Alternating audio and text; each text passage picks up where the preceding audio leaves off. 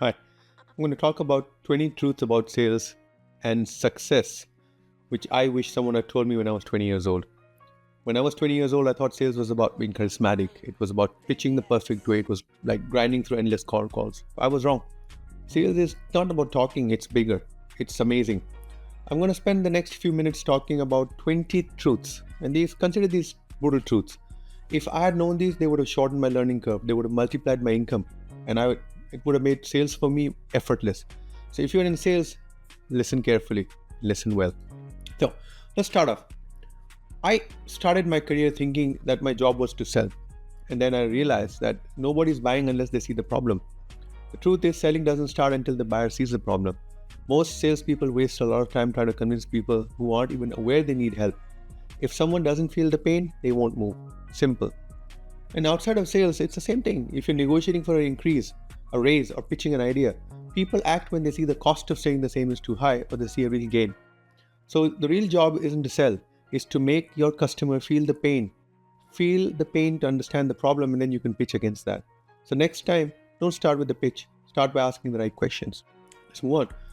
I used to think following up was pushy. If you don't follow up, you don't exist. No. I realized the biggest deals I've ever closed didn't happen on the first call or the second or even the third. Most people give up too soon. And when they do that, they lose to the salesperson who's willing to stay in the game, which is interesting, isn't it? Sometimes it's not hard work, guys, it's resilience. If you want proof, think about the best opportunities you've had. Did they happen instantly or did they take multiple interactions? Now imagine if you had stopped at the first no. Just think about that, right? Don't assume silence is rejection. They may be busy. Assume they need reminders. Follow up until you get a definitive yes or no. How many times have you heard we don't have the budget, right? But then they go and buy from someone else. The reality is people rarely mean what they say. Learn to read between the lines. That's extremely critical. I don't have the budget simply means I don't see the value. I'll think about it actually simply means I'm not convinced. We'll get back to you means that you're not a priority. Watch for body language, listen for hesitation, and ask the right follow up questions. It's extremely critical.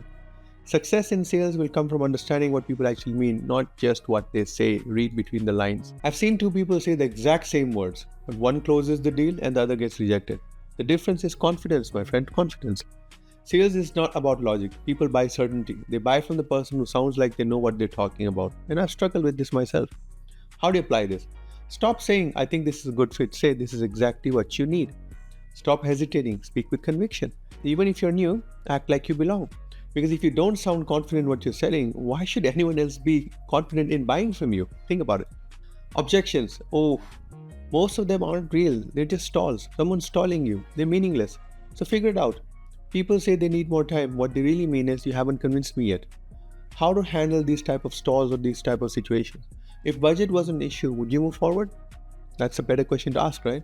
If I could solve that concern, would you be ready to go? Don't accept objections at face value. Push back. Push back with respect.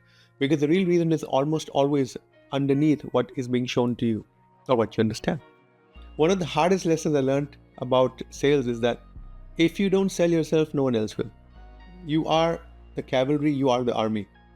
You are going to be playing a losing game if you sit and wait to be noticed. No one is sitting around thinking about how great you are. If you don't sell yourself, no one else will.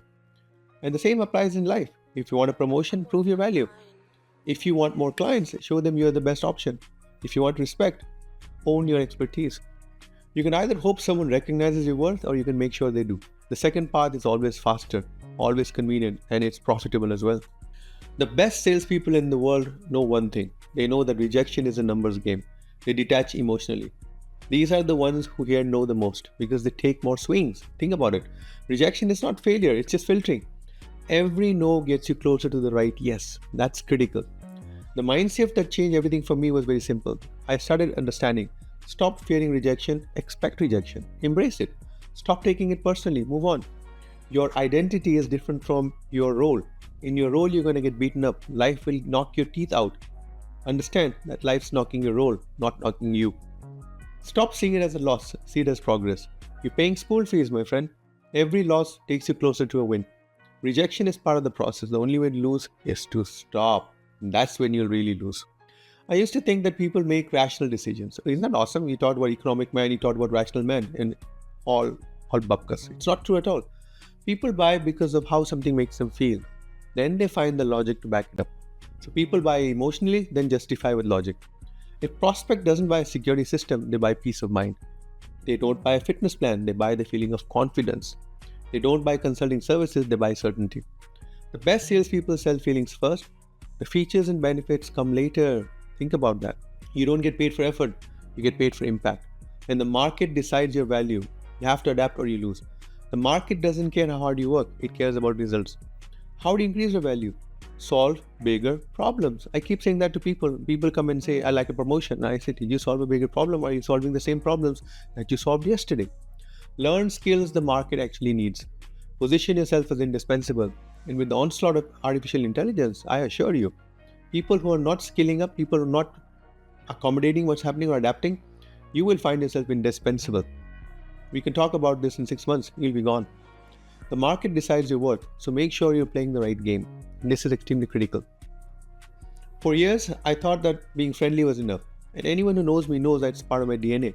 I like people to like me. They buy from me, right? Wrong, they don't. Being liked gets you conversation. Being respected gets you a deal. And it took me a long time to figure that out. And the way you get respect is by challenging assumptions. Push back when necessary. Push back with respect. Own your expertise. Do it with integrity. You can be friendly. But if you're not seen as valuable, you'll always be second choice. And trust me, in sales, you do not want to be second choice because the second choice is a no. The hardest part of sales and life is just get going, start. Most people fail before they even begin. They overthink the first call. They hesitate on sending the email. They wait until they feel ready. When will you be ready? Hello? No one knows. Everyone tells me that I'm not ready today, I'll be ready tomorrow. Well, what is tomorrow? Is it 24 hours? Is it 24 months? The truth, you'll never feel 100% ready. Action creates momentum. Every yes starts with the first step. If you're 70% ready, just go. The remaining 30% is actually meaningless. The law of diminishing returns applies. Just because you know 70%, you think that you're going to be better if you know 80%? Not likely. Not likely, my friend. The successful ones will always start, and they start anyway. Nobody likes feeling pressured. People don't like being sold to, they like buying. Everyone loves making a great decision. So the goal here is guide, don't push. Ask, don't tell. Lead your prospect, lead your customer to the right choice. Don't force it. If the time is not right, the time is not right. Move on. The best salespeople don't make people buy. They make them want to. And that leads to that buy. One of the biggest mistakes I made was I used to convince everyone about my ability. Then I realized that I don't need to focus on everyone. I was choosing bad leads because I needed to fill my diary because I felt that the more I did, the higher the statistical probability of winning a deal. That's not true. Trying to sell to people who aren't interested or were not interested or never will be interested, are not qualifiable and would never buy. You see that? The quantum. I qualify hard and I move on fast. That's where I am today. Some people aren't just ready. Some people aren't the right fit. Some people just don't see the value. Don't waste your time convincing the wrong people. Focus on those who actually need what you offer. It's simple, very, very simple. Focus on those who need you. Focus on those who have a pain that you can solve. Every deal that I lost was very simple. It's because I lost urgency along the way. Your buyer needs to feel that there's a reason to act now, and it's your job to create that urgency. Indecision always kills opportunities. What's the cost of waiting? What's the risk of not doing anything? What's the opportunity that you, Mr. Customer, will miss? The best salespeople that I've met don't just sell a solution, they sell a reason to act today. And urgency is a little bit of fire that actually can give great dividends. If you don't have that fire, you're going to get everything going cold. And when something goes cold, you know what's going to happen. Most follow-ups fail because they lack a value. A bad follow-up, this is what it sounds like. Just checking in. Okay, you just threw the ball back into the customer's court. A great follow-up adds value. Send a fresh insight. Share a success story. Remind them of the pain they need to solve. Take them into the future. Make them think about what life would be if that pain was solved. The smell of roses. Get it? If you're persistent, make sure you're also valuable. And that's extremely critical. Get those two variables right and you do well. Now, people talk. Whether you realize it or not, your reputation is spreading. And your reputation is something that will either open doors or slam them shut. Be known for being a great follow-through artist. Be known for your honesty. Be known for delivering results. Results matter. Not for yourself. Not for the bigger car in your garage. But the results is about what your customer gets, what your customer feels. Your reputation arrives before you do. Make sure it's working for you, not against you. Build on those values that will just fill the air with your scent, and make you memorable, right? Let me tell you something that took me way too long to learn. Every meeting needs to have a clear next step, no exceptions. Most deals don't die because of objections, pricing, and competition. They die because nobody knows what's supposed to happen next. That sounds funny, but think about it. I would have great conversations with prospects. We click, we are bonding, they are nodding along, they seem interested, and then nothing. Silence. Why? Because I failed to lock in the next step. Thinking about the next step makes people start thinking about the future. A great call means nothing if there's no clear next move. If you leave a meeting, here's what I recommend you always do. Great, I'll follow up soon. You're already lost. There's nothing powerful in that. Let's set up a follow-up next Tuesday. Does 10 a.m. work? That forces an answer. You don't need a yes right away, but you do need to keep the momentum going. In sales, certainty doesn't just slow you down, it will actually kill deals. Uncertainty kills.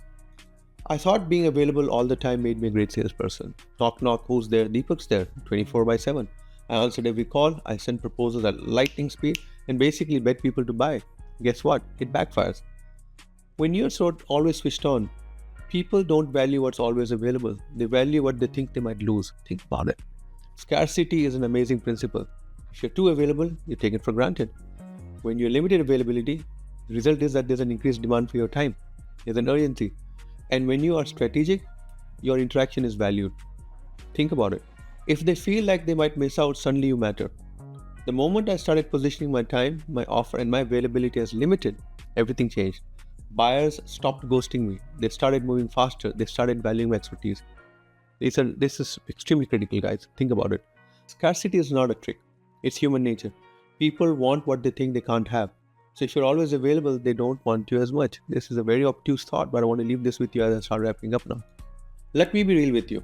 If you don't feel 100% ready to do something, just do it anyway. If I had waited until I felt ready to start in sales, I'd still be waiting. The first time I pitched a big client, I wasn't ready. The first time I negotiated pricing, oh my gosh, I was definitely not ready. The first time I asked for a raise, I felt really that I was pushing the envelope. Is it the right thing to do? Because my money concept was completely screwed up, messy. Still, you move on. Readiness is a myth. The most successful people are the ones who wait until they feel prepared. They just don't wait. They are the ones who jump in and figure it out as they go. Trial and error. Confidence comes from action, not inaction. Preparation doesn't count as action as well. Most successful people still feel like they're winging it. It's okay. I guarantee you, the people you admire, the ones crushing it in sales, business, and life, they didn't feel 100% ready either. Ask them, they'll tell you that. They just decided to act.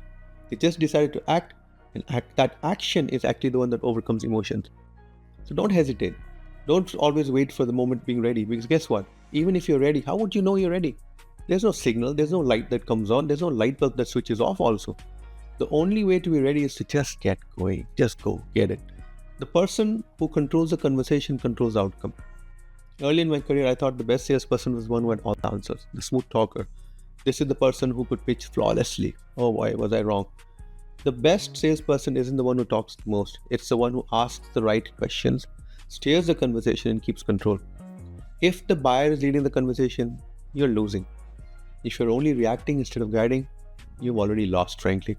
If they are asking all the questions, they're in control, not you. The buyer-seller dance is a vicious dance. Try to lead the dance. Be respectful. If a partner leads the dance, doesn't mean that they're going to crush your toes, because both parties know what happens, right? Figure it out. Every sales call is honestly a power dynamic. You either own it or they own it. Some of the best closers that I've worked with, they don't just dominate the conversation, they actually direct it. They make it meander. It seems abrupt, it seems something weird, but they're actually directing it. Very surely, they are asking more than they're talking. They redirect weak objections and handle them gracefully. They also guide their customers towards a decision instead of letting the customer think about it. Whoever controls the conversation controls the deal. And in sales, control is commission, my friend. Dinero in your back pocket. Think about it, right? Now, let me close off. Sell yourself, sell your value, sell your vision. When you're negotiating a raise in life, you're selling. When you convince a client to trust you, you're still selling. When you're pushing past rejections and follow-up, of course you're selling. The truth is, the most successful people aren't always the most talented.